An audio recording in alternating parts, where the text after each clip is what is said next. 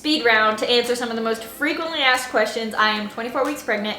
No, I have not had any crazy food cravings other than like Mexican food, tacos, fried chicken, stuff like that, which I feel like is pretty normal, but no crazy food cravings, no food aversions, thank goodness. And a bunch of people were asking if I'm still feeling good, and I am. I have felt amazing this entire pregnancy. My name is Kim Martin, and welcome to my channel. If you're new here, don't forget to hit the subscribe button. I would love to have you subscribe. My husband and I are expecting our second baby in July. I feel like this pregnancy is flying by because we've just been so busy. I thought about it the other day. In the craziness of life, I simply forgot to film any sort of like pregnancy Q&A video, anything of that sort. And so today I am going to be answering some of the questions that you guys have surrounding our second pregnancy. Baby is due in July, and honestly July does not feel that far away. So I feel like I got a bunch of really interesting questions considering like the type of birth and postpartum that I had with my first baby. And if you're new here and you're not really sure like what I'm referring to, I have a video on my channel about my birth story and one kind of sharing my journey with postpartum as well. I will link those videos here in the cards for you. I would recommend going and watching those videos. It'll kind of make some of the questions make more sense. I got another box of formula for my baby today. I feed my baby this organic goat milk formula, and I actually get a ton of like DMs and questions about like where I order this, and so I will link the shop that I order it from in the description box for you. So I actually get my formula through the subscription option that they have, and then it just like automatically sends you formula every so many weeks. You can decide how like often you want to get it, and then it just like automatically like renews my order every time. It takes a lot of the stress out of it for me, which is very handy. Anyways, I'm gonna put this away and then we're gonna get started.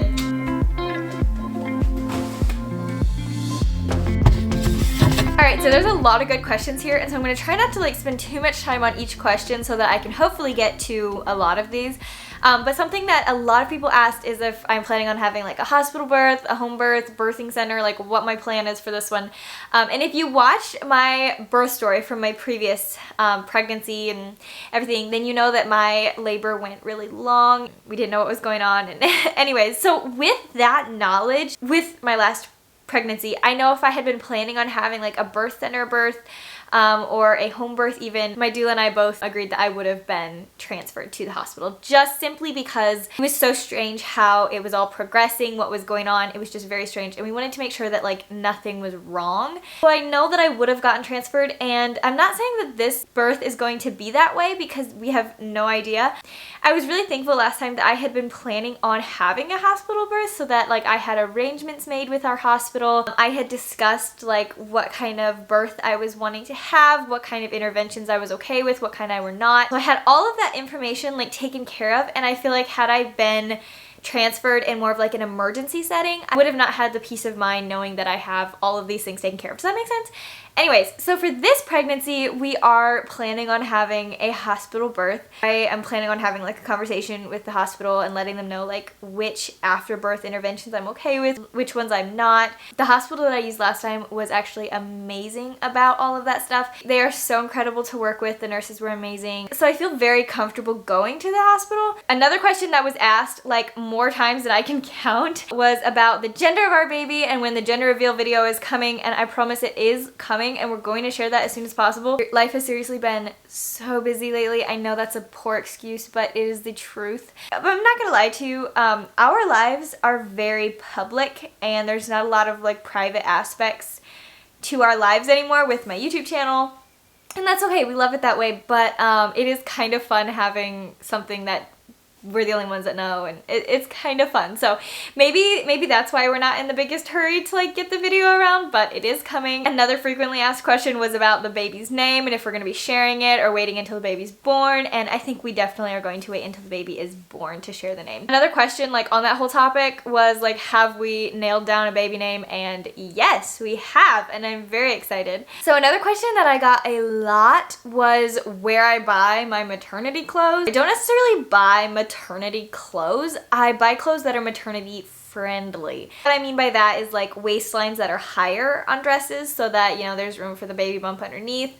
I've gotten a few things from like Amazon. Most things are just like thrifted, or they're not technically maternity. Someone asked for hints on the baby name. So the only thing I'm gonna say on that is like, much to my family's dismay, our baby names our taste in baby names gets progressively weirder. We have a list of like girl names, boy names, ones that we like more, others that we like less. They get progressively more strange. I kind of love it, and I'm not even going to try and defend myself. I think it's great. Right, someone asked the question, what is it like being pregnant and having a baby under 1 year old? And let me just say, humbling. So I realize how much I took my first pregnancy for granted. Not that this pregnancy has been worse in any way. I would actually venture to say that it's been better. I felt a lot better. I've been under less stress.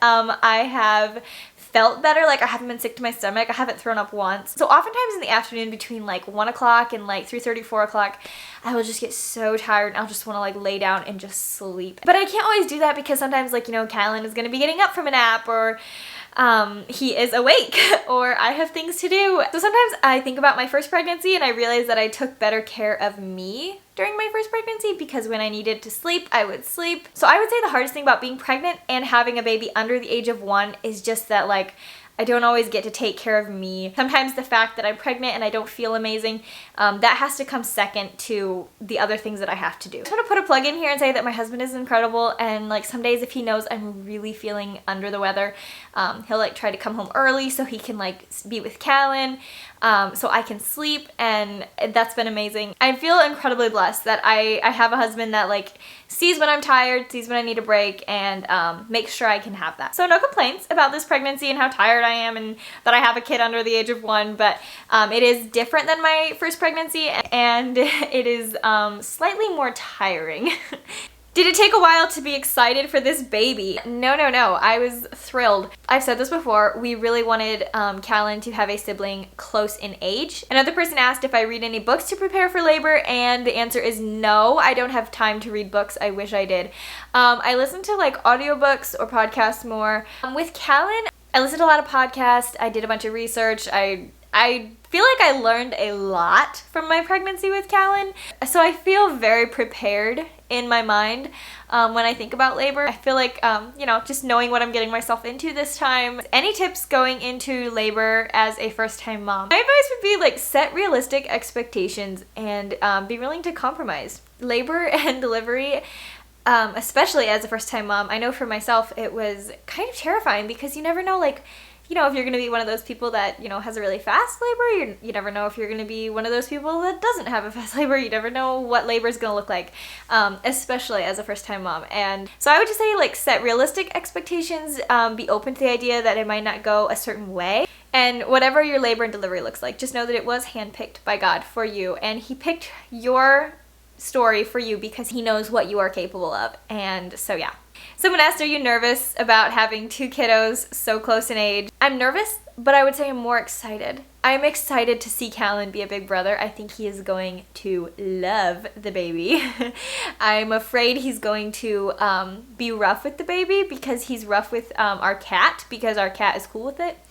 And so obviously we're gonna have to like teach him to be gentle, but I think he's gonna be the greatest big brother ever. I'm so excited to watch them grow up and like interact with each other and see how they relate to each other. I am very excited. I'd say I'm more excited than nervous, but I also know that it's gonna kick my butt because I'm gonna have my hands very full, to say the least.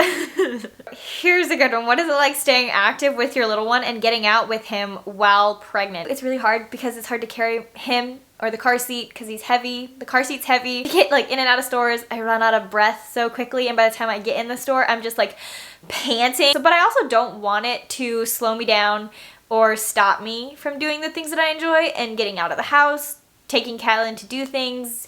And so I push through and I do them because I'm stubborn like that. But yeah, it's definitely harder. It's definitely more difficult. I know this is getting long. I'm trying to wrap this up, but there are a lot of good ones in here. All right, here's the question we've been waiting for. It says, are you experiencing any anxiety about labor and delivery and postpartum given the experience you had with Callan? So this may shock you, and that's okay. But when I think about like going through labor and delivery and birth again, I actually just feel a lot of peace.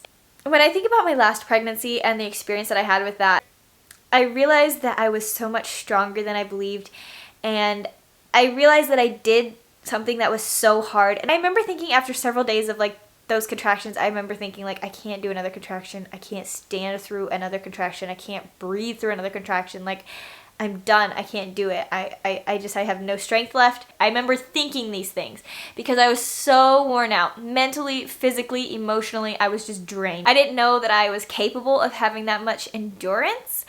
I didn't know that I could stick it out for so long. I didn't know that I could handle the amount of pain that I could. I know that just because my last labor, delivery, birth went like that, it doesn't mean that this one is gonna go like that. I'm aware of that. But I'm trying not to like set my expectations too high and be like, no, it's gonna be so much better this time, because if it's not, I need to be okay with that. And I need to accept that. And I might need to accept that I have long, hard labors. And if that's the case, then that's okay. But I need to be prepared, and I need to be in the right frame of mind to be able to accept that. So the second half of that question was asking how I feel about postpartum, given my experience. I feel like my postpartum experience is going to be much better because of several things. First of all, I know which products not to use. Secondly, I know exactly how hard it's going to be bringing home a newborn. I think I was a little bit naive about how hard it was actually going to be to bring a newborn home and adjust to life having a newborn. I know it's going to be a whole new dynamic having a little boy and a baby.